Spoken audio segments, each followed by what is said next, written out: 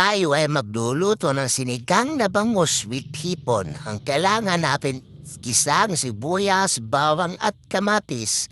Yan, pag nadurog na, lagyan na natin ng tubig. Yan. Yan. Yan. Pag kumulo na ilalagay na natin ang hipon. Sabay na rin natin ang bangos. Yan, napakasarap. Bahala na kayo magtimpla nyo sa inyong panlasa. Yan, pag kumulo na, ilagay na natin ang kangkong at bunga ng sili. Yan. Yeah. Sarap niyan, tawang-tama.